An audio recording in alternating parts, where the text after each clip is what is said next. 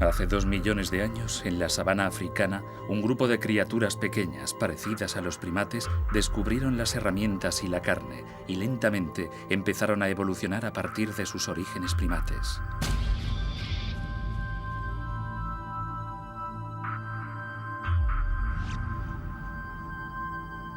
Ape Man. Historia de la evolución humana.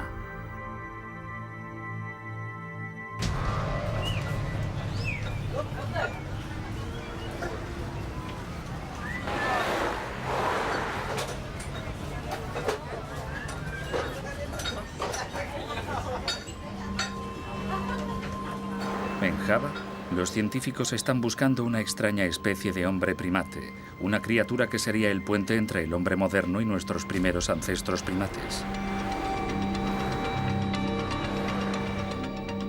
Desde Asia hasta África, unos cuantos fragmentos de fósiles son todo lo que queda del que puede que sea el episodio más extraño de nuestro viaje evolutivo.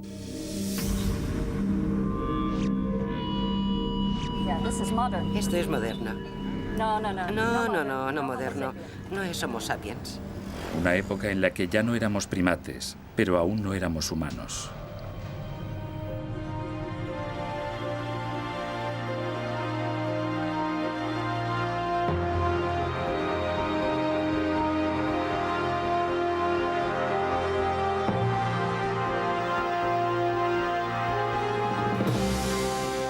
Episodio 3.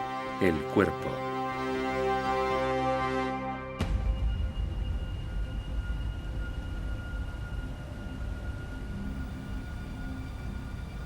Los mayores descubrimientos son a veces producto de la mera casualidad.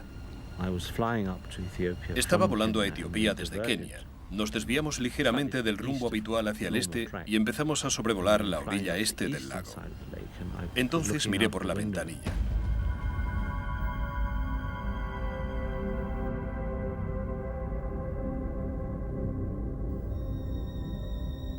Bajo el avión se veía lo que parecían los sedimentos de un antiguo río prehistórico.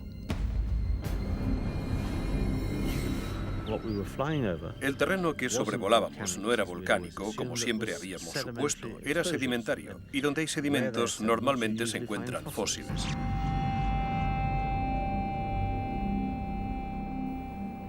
Durante millones de años, los ríos han desembocado en el lago Turkana, un enorme depósito de agua tierra adentro en las lejanas fronteras de Kenia de unos 320 kilómetros de largo por 65 de ancho. Hasta el día en que Richard Leakey se desvió de su ruta, nadie había pensado en buscar fósiles allí.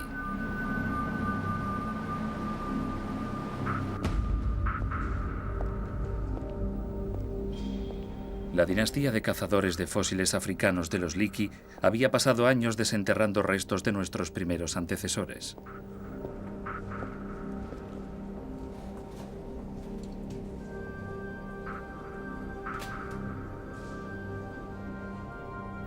Fósiles como este australopiteco de casi 3 millones de años documentan los primeros días de nuestra historia evolutiva, pero estos animales parecidos a los primates distaban mucho de ser humanos. Para entender cómo los primates acabaron convirtiéndose en nosotros, los científicos necesitaban fósiles de criaturas que hubieran desarrollado más rasgos humanos. Pero hasta aquel momento, solo se habían encontrado unos pocos fósiles.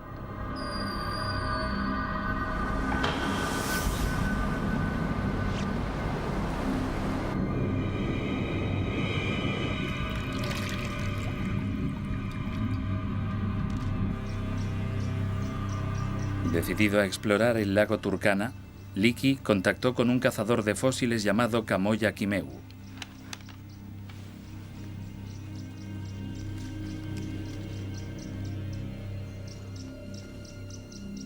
Kamoya había colaborado con el padre de Richard Leakey, Louis.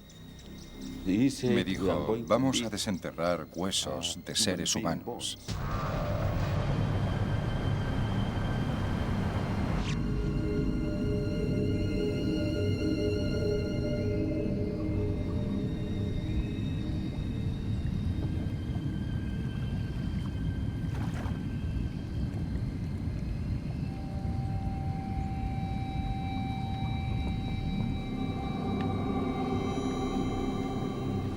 En todo el mundo, los científicos han buscado el puente de unión entre nosotros y nuestros primeros antepasados primates, una criatura a la que llaman el eslabón perdido.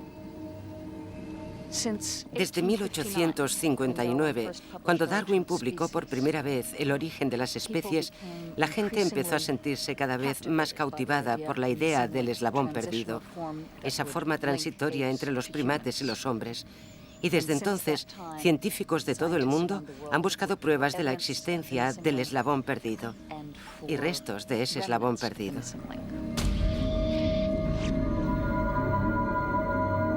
Un científico, Eugène Dubois, se adentró en la isla de Java convencido de que podría encontrar algunos restos.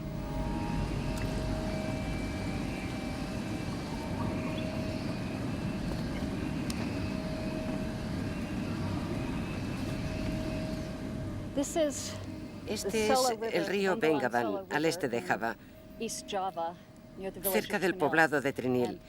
Y es uno de los lugares a los que Dubois vino en 1891 buscando el eslabón perdido. Cuando avanzaba a lo largo de la orilla del río con sus hombres, divisó lo que él describe como un trozo de orilla en forma de dedo pulgar que sobresalía, y tuvo el presentimiento de que ese era un lugar en el que debían buscar.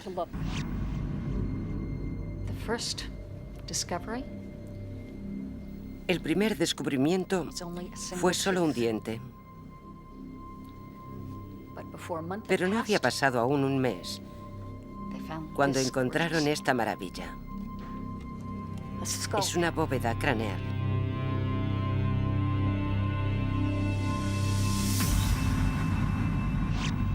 Se trata del cráneo de una criatura que los científicos calificaron como prehumana. Se observa una gran cresta marrón en un pequeño cráneo de primate. Al año siguiente, siguieron trabajando en Trinil y desenterraron este fémur prácticamente completo.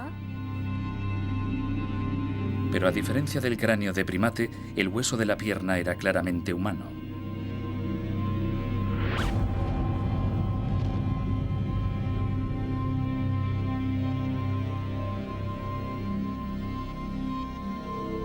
Una cabeza de primate en un cuerpo humano. Dubois pensó que había encontrado el eslabón perdido, pero ningún científico le creyó. Los antepasados humanos tenían que tener cerebros humanos. Lo que nosotros más valoramos y que creemos que nos diferencia de los animales más que cualquier otra cosa es nuestro cerebro. Y Dubois había encontrado un hombre mono que tenía el cerebro de un primate, pero que tenía unas piernas humanas. Lo que había encontrado era contrario a las expectativas de todo el mundo. Hoy, el descubrimiento de Dubois es conocido como Homo erectus, una especie que vivió hace más de 1,5 millones de años. Pero no fue fácil encontrar más pruebas de su existencia. ¿De qué clase de criatura se trataba y cuál fue su papel en nuestra evolución seguía siendo un misterio sin más fósiles? Lo fascinante de los fósiles es que siempre te sorprenden, siempre te engañan, nunca son lo que crees.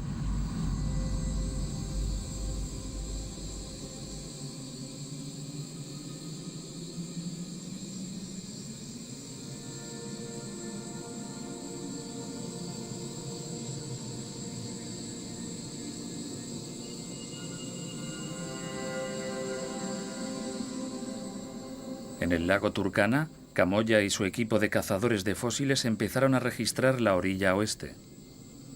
El presentimiento de Richard Leakey era correcto. Los sedimentos depositados a lo largo del tiempo por el viejo río eran el lugar idóneo para buscar fósiles. Camoya les dirá que si un día has pasado por el lado izquierdo de un arbusto, al día siguiente tienes que pasar por el derecho. Y si un día has pasado antes de comer, al día siguiente tienes que pasar después, porque la luz será diferente. Sabe que se trata de poner dedicación y que se puede encontrar un fósil en cualquier parte. Están ahí, esperando ser encontrados. Es cuestión de cuántas horas dediques.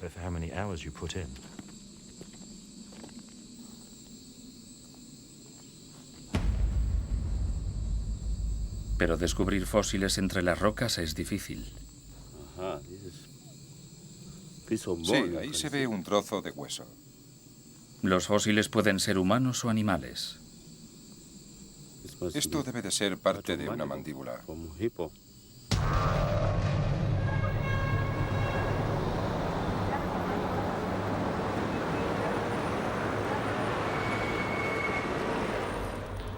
El anatomista Alan Walker y Richard Leakey permanecieron en Nairobi esperando noticias de su equipo de campo. A las 4 semanas seguían sin novedades. Habíamos tenido a Kamoya y el equipo en la zona durante un mes. La idea era ir moviéndose hacia el sur, junto al lago, con una serie de paradas de un mes cada una para inspeccionar el área y ver si se podía encontrar algún fósil importante.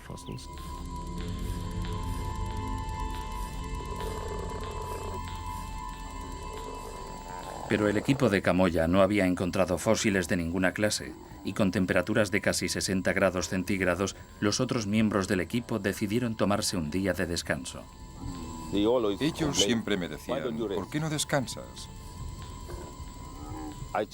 Pero pensé que podía dar un paseo y ver qué había al otro lado del río, porque veía unos reflejos blanquecinos y sabía que allí debía haber huesos.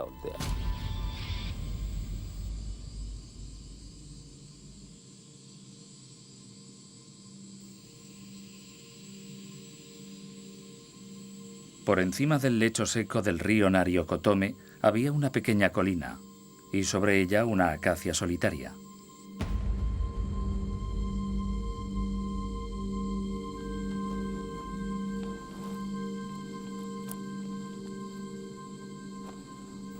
Ese día vine aquí buscando fósiles.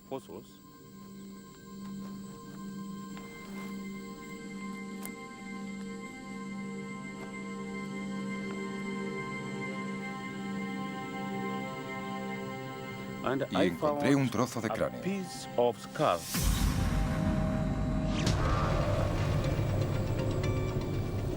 Llamé a Nairobi y hablé con Richard Leakey. Le dije, tenemos un homínido. Si venís, podréis verlo.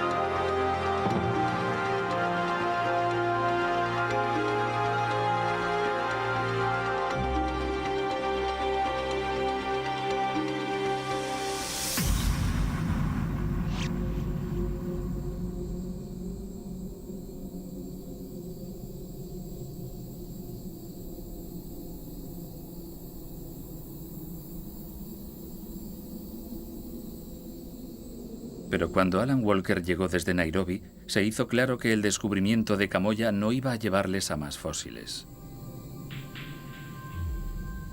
Kamoya había buscado en un sitio que jamás se me habría ocurrido, un sucio trozo de ladera con rocas y piedras. No había señales de haber un yacimiento. No parecía el tipo de lugar donde se encuentran fósiles. Pero debido al descubrimiento de este pequeño fragmento de homínido, Walker y Leakey se vieron obligados a completar la excavación en esa zona. Mi primera reacción fue de ligera decepción, porque esto significaba que no podríamos trasladar el campamento. Tendríamos que posponerlo todo mientras rastreábamos el terreno. Tras un día rastreando el terreno, Leakey se convenció de que no había nada que encontrar. Richard me dijo, si llegamos hasta ese pequeño árbol y no encontramos nada, lo dejamos. Y yo le dije, de acuerdo. Estaba trabajando bajo el árbol, entre sus raíces, sacando tierra con un cepillo y un palillo que podíamos pasar entre las raíces, cuando encontré el primer fragmento de la cara. Y Richard me dijo, ven aquí, Walker, mira esto. Aquí está la cara y la cara estaba metida entre las raíces del árbol. El árbol había germinado en el único lugar húmedo del desierto, que era el cráneo de un Homo erectus. El Homo erectus era de la misma especie que el fósil hallado en Java. Pero, ¿podría este descubrimiento en África revelar algo más sobre esta misteriosa criatura mitad hombre, mitad simio?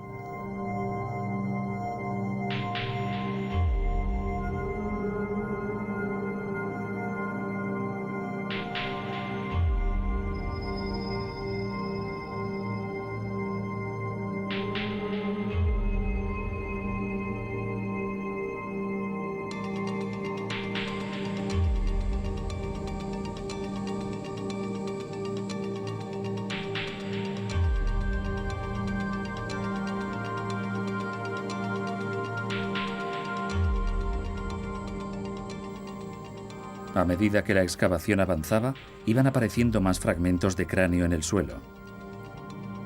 Poco a poco, el equipo empezaba a comprender qué clase de criatura había descubierto Camoya. Había 70 fragmentos de cráneo. Lavamos los trozos de hueso, les quitamos el polvo y los dejamos secar. Y cuando encontramos dos piezas que encajan, las pegamos con un pegamento corriente de acetona soluble. Dicen, mira, este trozo debe ser de la parte trasera del cráneo y este de la parte frontal, y así los van pegando hasta que tienen un cráneo.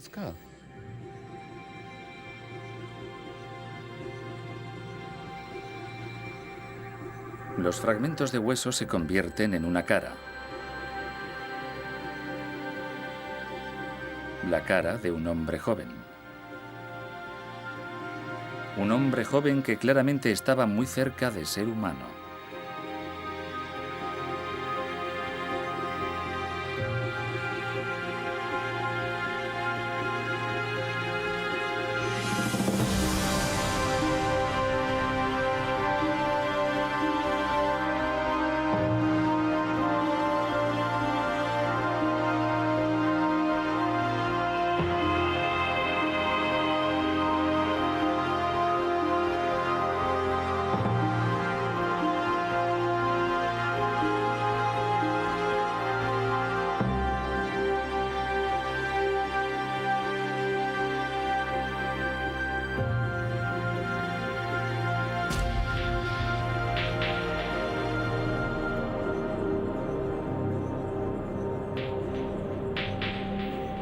El cráneo estaba milagrosamente completo y ahora los científicos podían examinar más detenidamente a esta extraña criatura.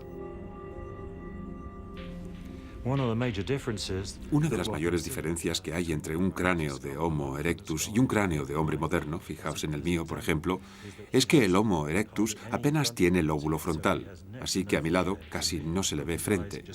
Por encima de los ojos, el cráneo es prácticamente plano, mientras que los humanos modernos tenemos el lóbulo frontal aquí encima, que nos da una frente más vertical.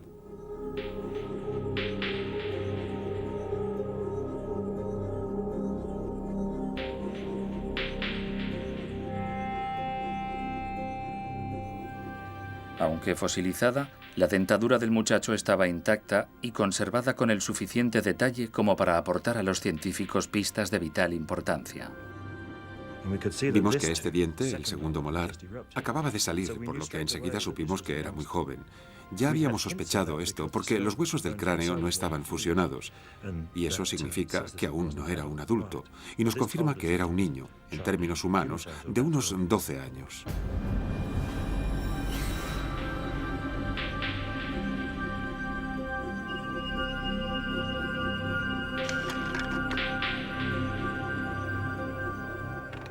Pero los dientes de ese niño revelaban algo más que su edad. Junto al maxilar hay una lesión. Cuando perdió su diente de leche, un par de trozos del diente se quedaron en la mandíbula y se infectaron. Esta lesión o depresión en la mandíbula es donde se formó un absceso y eso hizo que el diente de adulto saliera torcido. Los fragmentos del diente de leche habrían infectado primero la mandíbula del muchacho y posteriormente su sangre.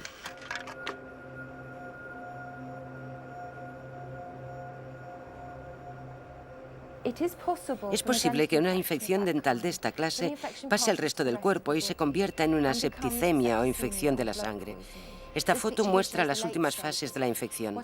La persona sufre una fiebre muy alta, su pulso aumenta mucho, se siente muy enferma y le sale un sarpullido. Son coágulos de sangre bajo la piel que luego se convierten en amplias zonas de lesión. Sin tratamiento, la septicemia produce una sed insaciable, sensación de miedo y delirio.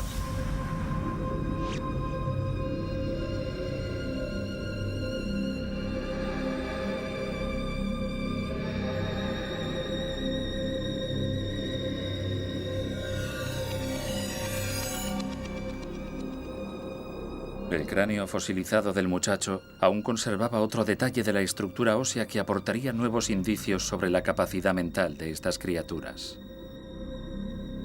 Cuando estábamos pegando estos fragmentos del cráneo, yo tenía un interés especial en mirar dentro de este hueso y os lo puedo enseñar. Si os enseño un molde separado de esta parte, veréis que es el mismo trozo que este de encima del ojo izquierdo, y si miramos dentro veremos que esta es la impronta del cerebro. El hueso del cráneo está curvado para alojar una parte del cerebro llamada el área de Broca.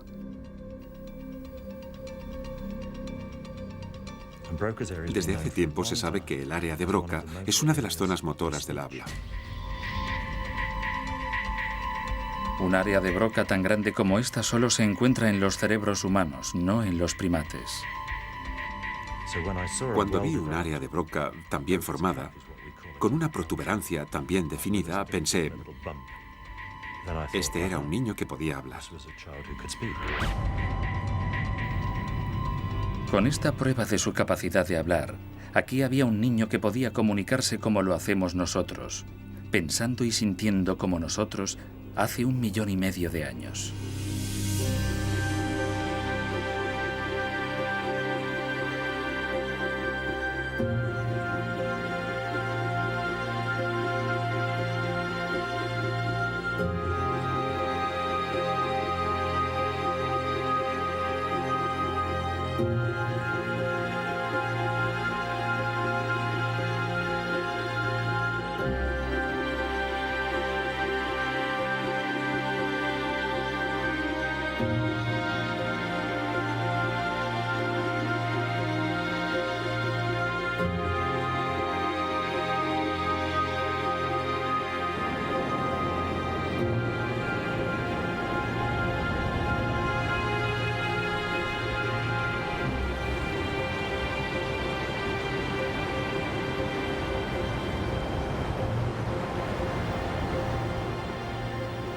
Pero había algo más que un cráneo en las prehistóricas orillas del lago Turkana.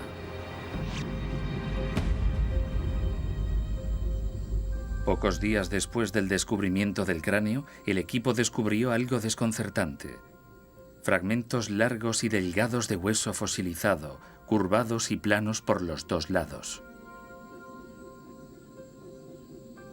Se trataba de costillas humanas. Nunca encontramos costillas. Las costillas en los humanos y en los primates en general, a diferencia de las de los antílopes o los rumiantes, son muy blandas y finas y tienen mucho tuétano, por lo que son devoradas por las hienas, los carnívoros y los depredadores. El hallazgo de costillas de 1,5 millones de años de antigüedad era señal de que podía haber más huesos bajo la superficie.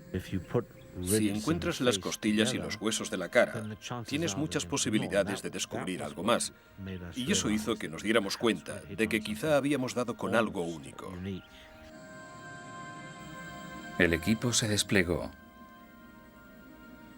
Empezaron a rastrear el terreno por una extensa zona con finos picos de metal en busca del más minúsculo fragmento de fósil.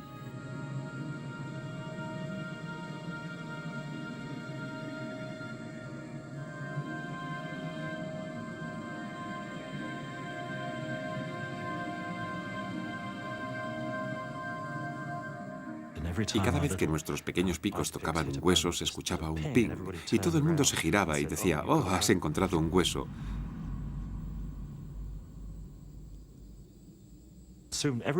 Pronto todo el mundo empezó a encontrar huesos. Éramos media docena, Caboya, Nif, Richard, yo mismo, cada uno de nosotros trabajando en un hueso de Homo erectus y viendo uno por primera vez. Habían encontrado el primer esqueleto completo de una criatura de 1,5 millones de años de antigüedad. Una criatura perteneciente a una fase intermedia de la evolución humana. Una criatura a medio camino entre nosotros y nuestros primeros ancestros primates.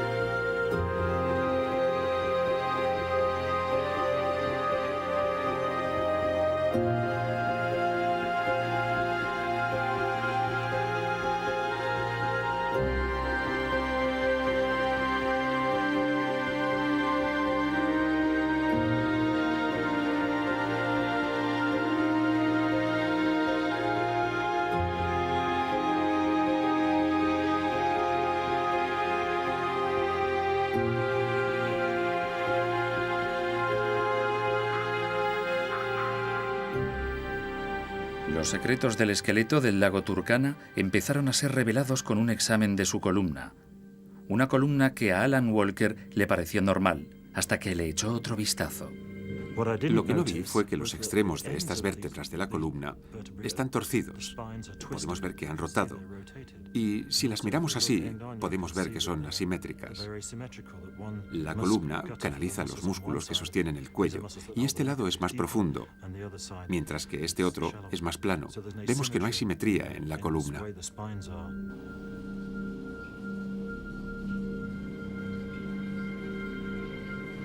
El efecto que la asimetría de la columna tuvo en la anatomía del niño no estaba claro. Entonces Alan Walker descubrió otra cosa más en los huesos. Esta vértebra está aplastada aquí y encaja con esta otra vértebra. Y si las ponemos juntas podemos ver que quedan así. Por lo que, en vez de estar así, esta se ha deslizado hacia abajo y esta era su posición en vida. Aunque tenía más de 1,5 millones de años, el fósil se había conservado tan bien que los científicos pudieron esclarecer el misterio de la columna deformada.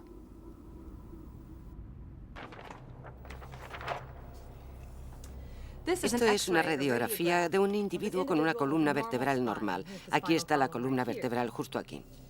En cambio, esta otra radiografía muestra un individuo con escoliosis, una curvatura anormal de su columna vertebral. Los huesos del muchacho indicaban que padecía una escoliosis aguda.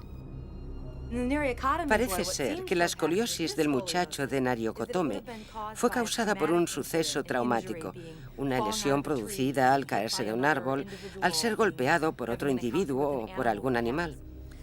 Así que su escoliosis tendría un origen traumático. Fuese cual fuese ese incidente traumático, los científicos sabían que solo los humanos sufren escoliosis. Los primates no. Los huesos también parecían confirmar que el niño era más humano que animal. Y entonces el esqueleto reveló algo aún más sorprendente. Encontramos este hueso de la pierna. Es el hueso de la pierna izquierda del esqueleto del muchacho.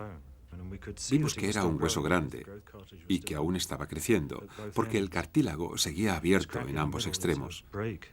Esta raja en el centro se ha producido después de su fosilización, pero nos permite ver la sección transversal del hueso en esta zona. Cogemos la sección transversal de los huesos fosilizados y la analizamos utilizando el sistema de los haces de luz, que nos dice lo resistentes que son los huesos a la compresión, la torsión y la curvatura. El análisis demostró que los huesos de este muchacho de 12 años eran bastante distintos a los de un humano moderno. Cuando mis colegas realizaron estos análisis en los brazos y las piernas del chico de Nariokotome, descubrieron que era extremadamente fuerte, mucho más fuerte que un atleta actual.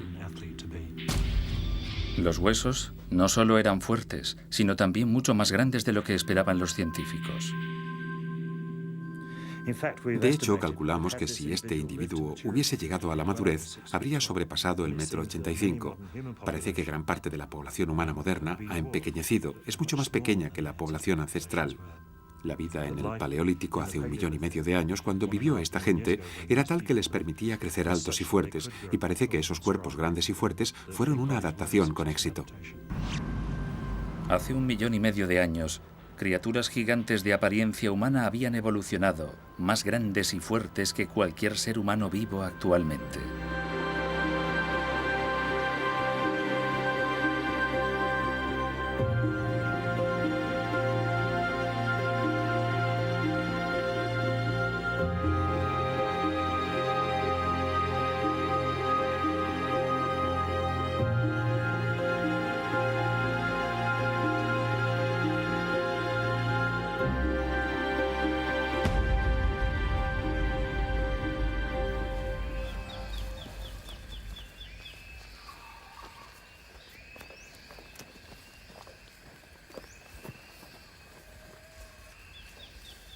En Java, a unos 50 kilómetros del lugar en el que Eugène Dubois desenterró el primer Homo erectus, se hicieron nuevos descubrimientos.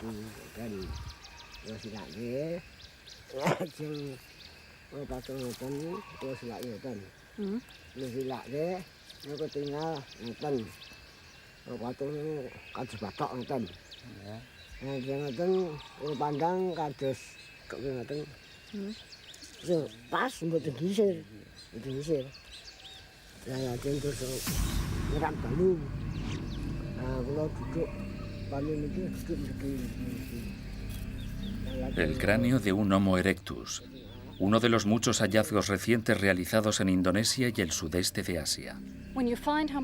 Hoy, cuando encuentras un Homo erectus en Indonesia, lo que estás viendo es un descendiente de lo que originalmente fue una especie africana que surgió en lugares como Nariokotome, en el este de África y en Kenia, y que luego emigró a través del Viejo Mundo y se instaló allí donde el hábitat y los animales le permitían.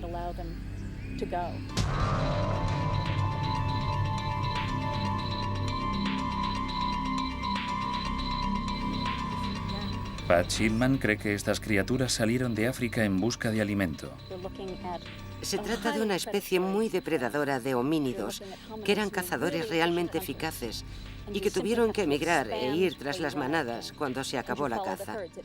No importa si cazas un antílope o un ciervo, la carne es la carne.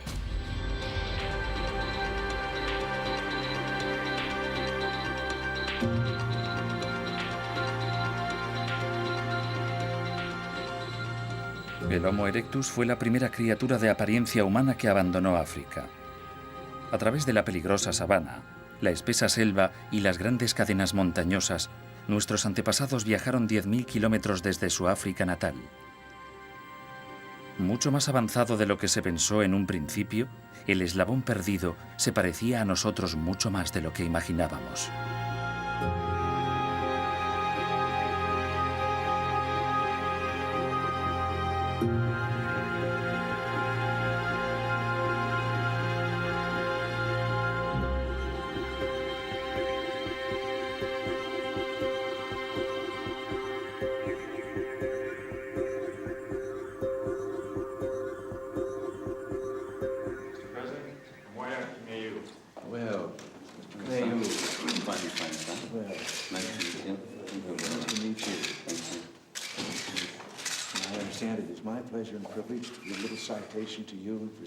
Kamoya Kimeu fue galardonado por su hallazgo del esqueleto del lago Turkana.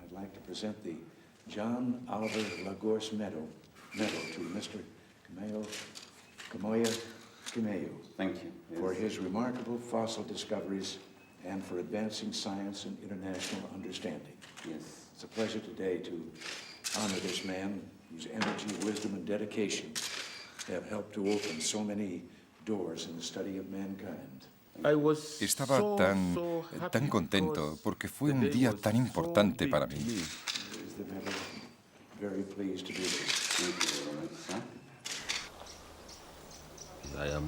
Estoy muy orgulloso de tener algo así. Estaba pensando que soy un buen keniata, sí.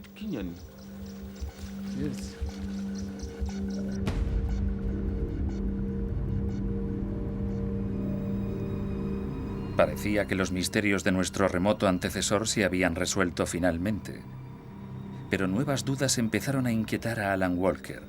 ¿Había algo en ese muchacho que hubiera pasado por alto?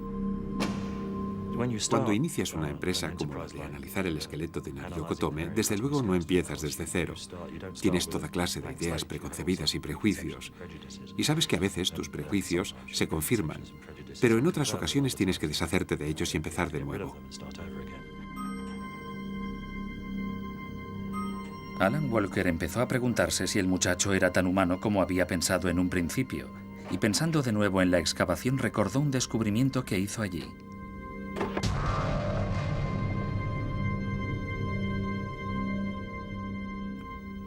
Cuando estábamos excavando en aquel campo, en Nariokotome, estaba trabajando junto a Kamoya y desenterramos la última vértebra del cuello. Y una de las cosas que vimos enseguida es que, si les muestro el final de la vértebra, se puede ver el agujero por el que pasa la médula espinal. Y le dije a Kamoya, mira qué pequeño es este agujero. Y si lo comparo con este hueso blanco de aquí, que es de un humano moderno, podemos ver que el agujero de Nariokotome es mucho más pequeño.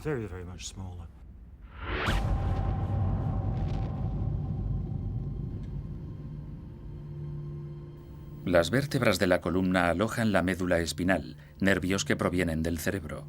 Aunque Alan Walker creía que había encontrado pruebas de la capacidad de hablar en el cerebro del niño, era la cantidad de nervios que pasaban por la médula espinal lo que determinaría lo que el niño era capaz de hacer.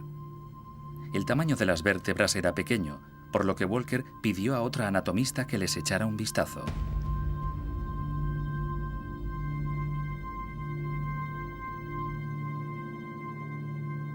Anne McLarnon es una experta en la función de las vértebras y la médula espinal en los humanos y los primates. La médula espinal contiene los nervios de varias partes del cuerpo, incluyendo los de los músculos entre las costillas y en la parte frontal del abdomen, por lo que se trataba de estudiar las funciones de esos músculos, y estas eran dos. Una tiene que ver con toser, defecar y cosas así, algo que no puede haber influido mucho en la evolución humana, y la otra es el control de la respiración. El control de la respiración es vital porque es esta capacidad de controlar nuestra respiración lo que nos permite hablar. Que el niño de Nariokotomi tenga un canal medular más pequeño significa que tenía una cantidad mucho más limitada de tejido nervioso en esa región y un control menos sofisticado y flexible de los músculos de esa región. Así que seguramente era capaz de comunicarse tan bien como los chimpancés modernos, pero sin llegar más lejos, sin ser capaz de producir el tipo de lenguaje que producimos nosotros y que nos permite comunicarnos de un modo mucho más sofisticado.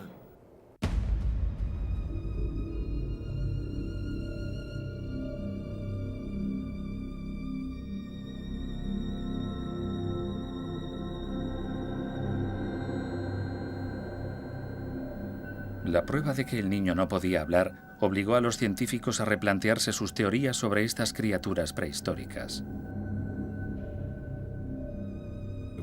Fue muy chocante para nosotros descubrir que, aunque esta criatura habría parecido humana a cierta distancia y tenía un cuerpo humano, al menos del cuello para abajo, probablemente no tenía la capacidad de hablar.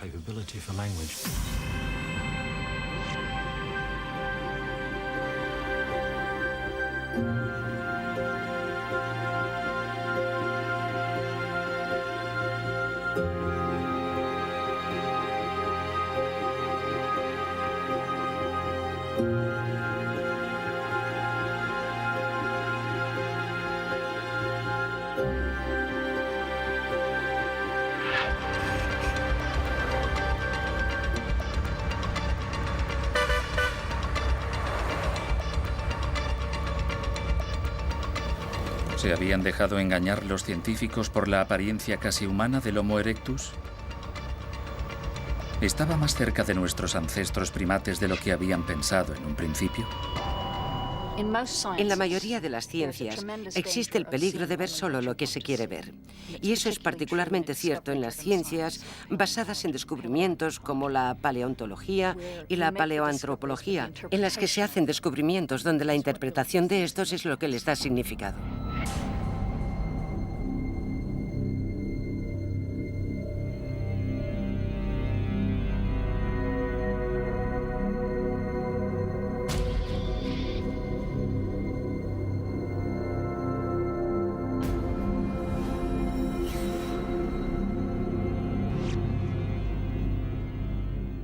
Creo que es el Homo erectus y estoy seguro de ello, pero ¿puedo probarlo? Ciertamente no. Es una reacción del corazón y no de la cabeza.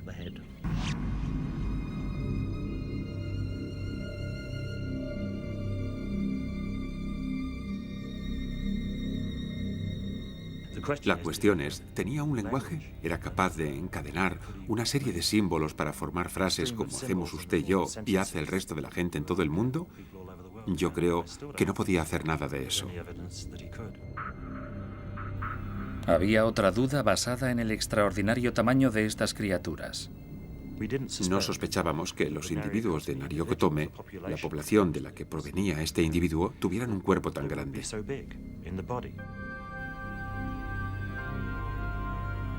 Y a mayor tamaño corporal, menor tamaño cerebral, hablando en términos relativos. Sabemos que los ratones tienen cerebros pequeños y que los elefantes tienen cerebros grandes. La cuestión es, ¿cuál es el tamaño relativo del cerebro? Podemos calcular el tamaño del cuerpo de este individuo. Sabemos que habría sobrepasado el 1,85 m y podemos calcular el tamaño del cerebro, como ve, a partir del cráneo que tenemos.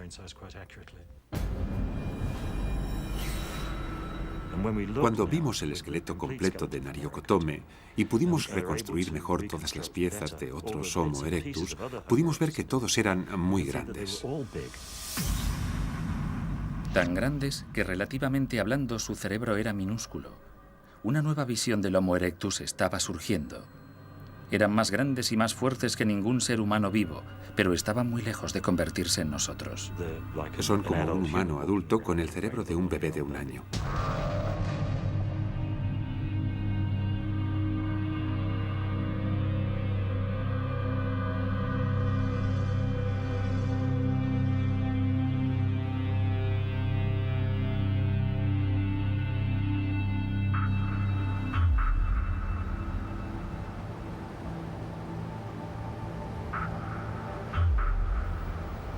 Hace 1,5 millones de años, el joven muchacho del lago Turkana estaba en las últimas fases de la septicemia.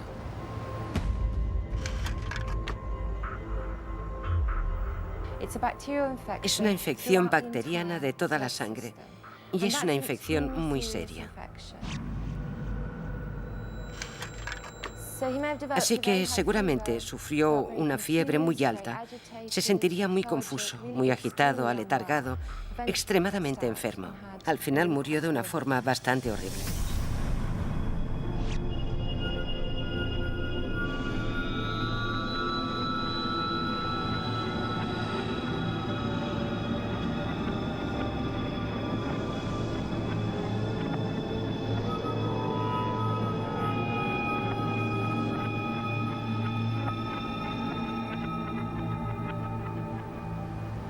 Los científicos hallaron una última pista.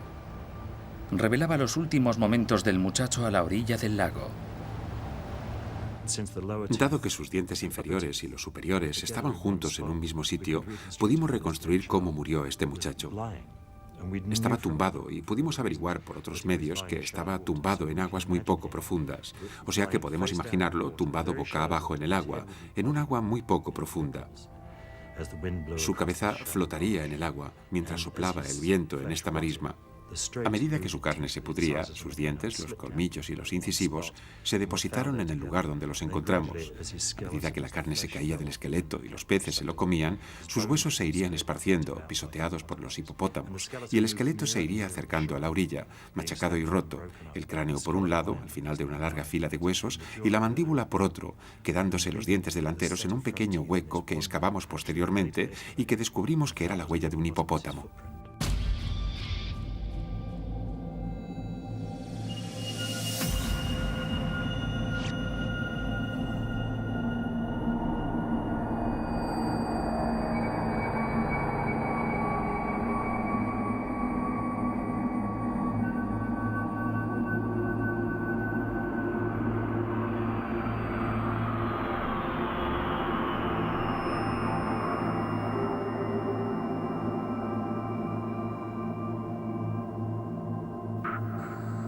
En un pasado muy lejano, el inhóspito paisaje del este de África era el hogar del niño de Nariokotome y los de su especie.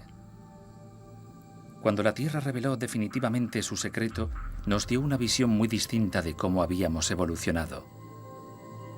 Hace 1,5 millones de años, casi todas las características propias del hombre estaban ya presentes, excepto una, aquella que nos distingue de los animales, nuestro cerebro. La evolución no se produce en todo el cuerpo o en toda la fisiología al mismo tiempo. Es un proceso por partes. Darwin consideraba toda la anatomía y la fisiología humanas como una unidad. Decía que el poder caminar erguido dejó libres las manos y eso tuvo consecuencias sobre el cerebro. Nos permitió tener un cerebro grande. Pero ahora sabemos que había individuos que caminaban erguidos desde hace al menos 4,2 millones de años.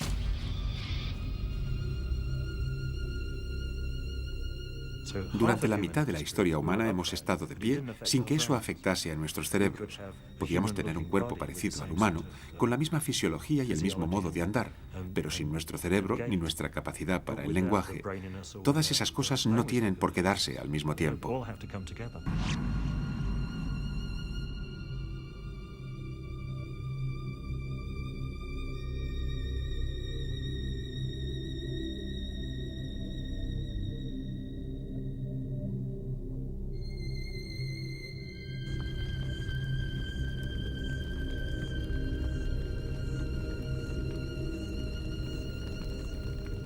El muchacho descubierto por Kamoya Kimeu, a pesar de su apariencia humana, seguía siendo un animal. Hace 1,5 millones de años, a cierta distancia los tomaríamos por una persona, y cuando nos acercásemos es posible que pensásemos que, aunque no conociésemos su lengua, había algo humano en su cara y nos podríamos comunicar, aunque seguramente se parecería mucho más a la sensación que tienes cuando detrás de un arbusto te encuentras de cara con un león y ves esos ojos amarillos mirándote y sabes que ahí no hay nada que se esté comunicando contigo.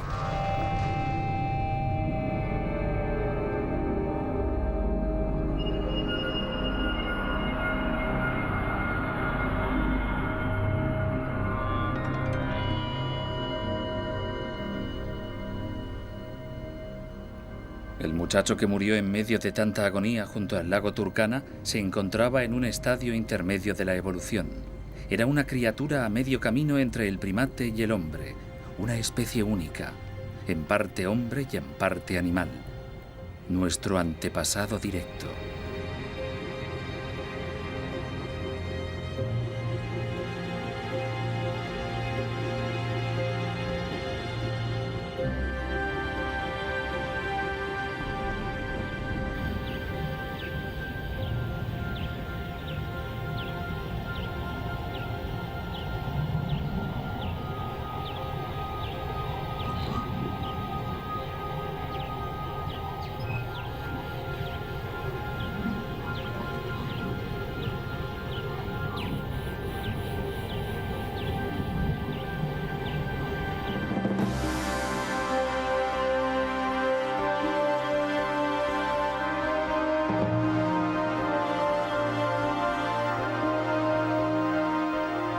En el próximo programa descubriremos una criatura que podía amar, una especie que vivía y cazaba en las planicies de Europa hace 500 000 de años.